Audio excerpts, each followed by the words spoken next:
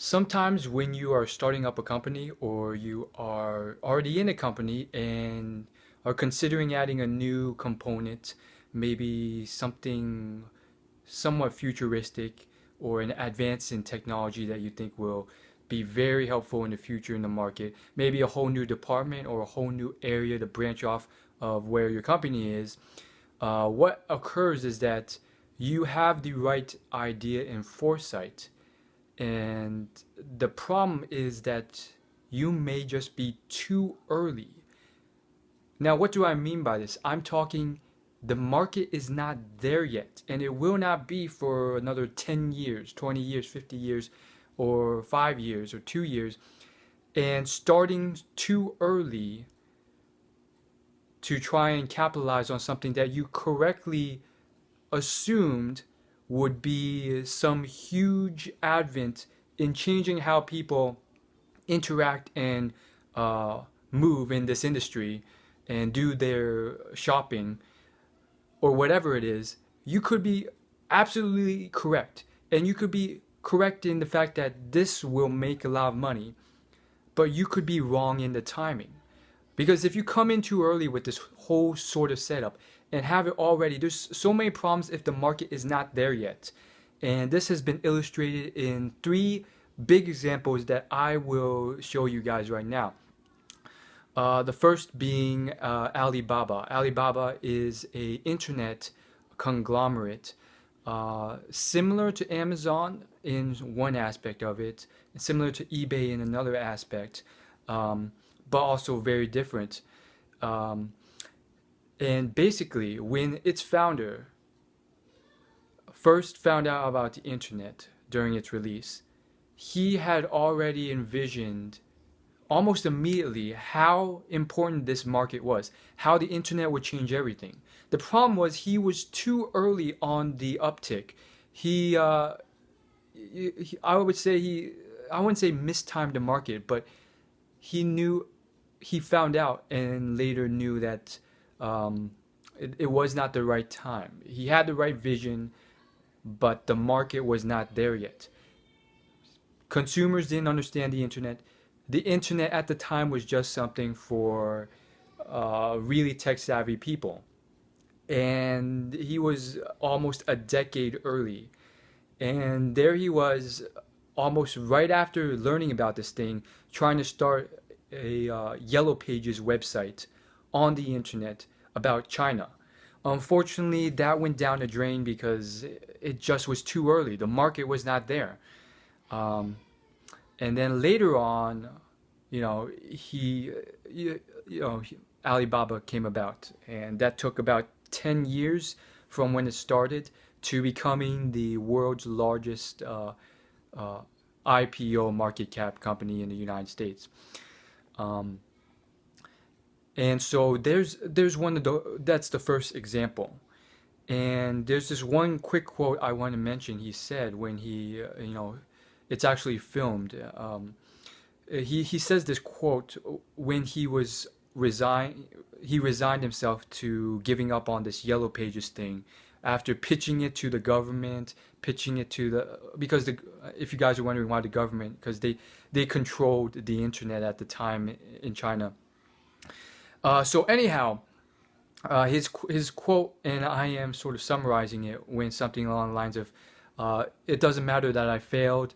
Um, Someone, if not me, someone else will recognize this, will bring it to the market, and will do my main goal is, which is to help the Chinese population."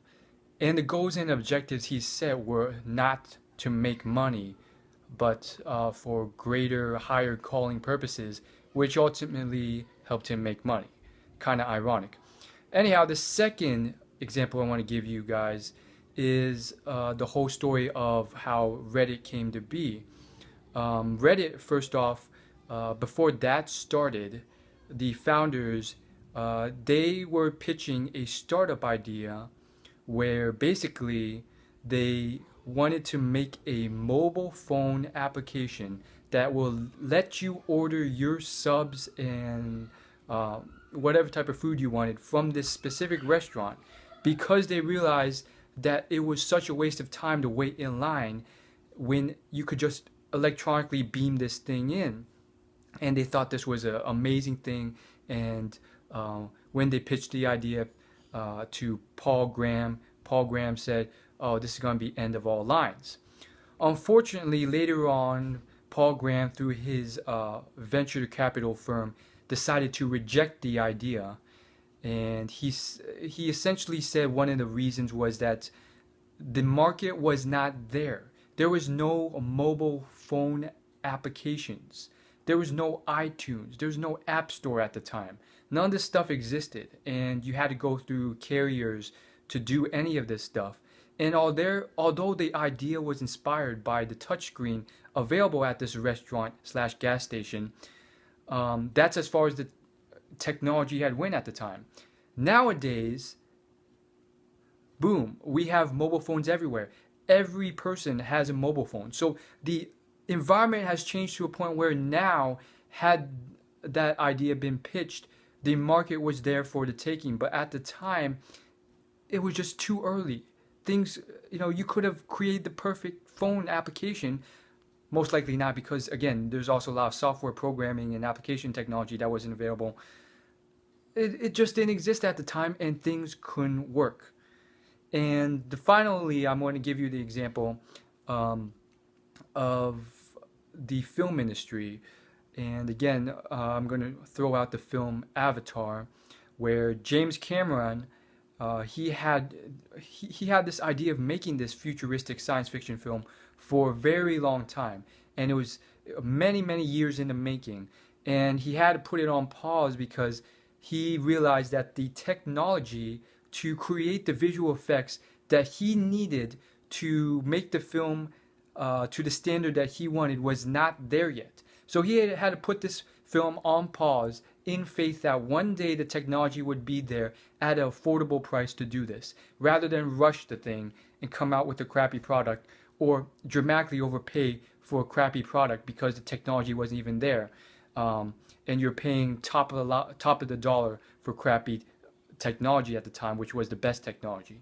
Nowadays, Avatar has become the highest grossing film of all time with its 3D technology, and outsurpassing James Cameron's other movie, The Titanic, which, if you guys don't know, was the highest grossing film of all time, which is all very amazing and ridiculous.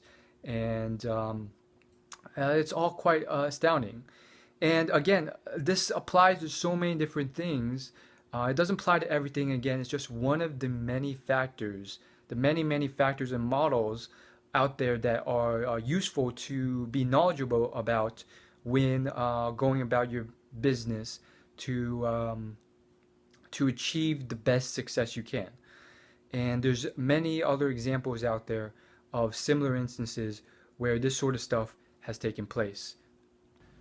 The final example I want to give you guys is of Sam Walton. Now, Sam Walton started and grew the whole Walmart chain from pretty much scratch with the help of all his associates and managers. And earlier on during his growth, he had envisioned and correctly predicted that these newfangled things called shopping malls and shopping centers were going to be a huge thing. Unfortunately, although he was 10, 20, 30 years ahead of the game, it was too early to do this. And he didn't do enough research, and he screwed up a lot on the real estate side of things and ended up losing a lot of money, thousands of dollars, trying to get this thing to work. But the truth of the matter was the market was not there yet. These people on the streets didn't really understand this shopping mall concept at the time, and it was just too far-fetched. Later on, other people came in and got the system to work, but at the time, it just did not work for Walmart and Sam Walton. And I think that is one of the key things you should look for when you are deciding whether or not this is a opportune time, or it's a fortunate time or probable time for you to step in and be able to be that one to step into the market. Because if you're one of the first, oftentimes you have numerous advantages um, outside those who are not up with the bandwagon. Just think of Gary Vaynerchuk. Not He wasn't one of those who really was the very first, but he was at the top of his game, and he was one of the first. And because of that, he was able to utilize Google AdWords when it first came out and funneled in God knows how many thousands of customers through Google search by paying less than $1 for this keyword wine, because no one knew the heck what Google AdWords was, or the internet was, or email was. And he got ridiculous conversion rates on emails, newsletters, and all this stuff because he was the first by many years to jump into this fray, this market. And it propelled his wine business to the millions. And so one of the key things you have to look for is whether or not the general consumer or the general population or customer you think will be dramatically influenced by this market. And again, it doesn't have to be every single person. It could just be a niche group. But if you think that this niche group of 1,000 people in your hometown or whatever will dramatically be changed in their behavior by this market, you have to assess correctly or predict to a certain extent, is the market ripe? When exactly will the consumers be able to adopt this and is ready for this onslaught of new stuff? Do they already have mobile phones in their pockets? Is the app store already in place? Is shopping centers or the internet a concept that they take for granted or accept or understand? Or is it too early? Is mobile phones or cell phones something they understand? Or are they still stuck on landlines?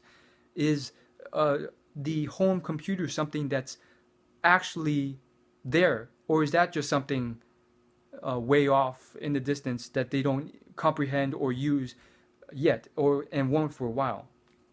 And getting even just a general sense of this is very tough.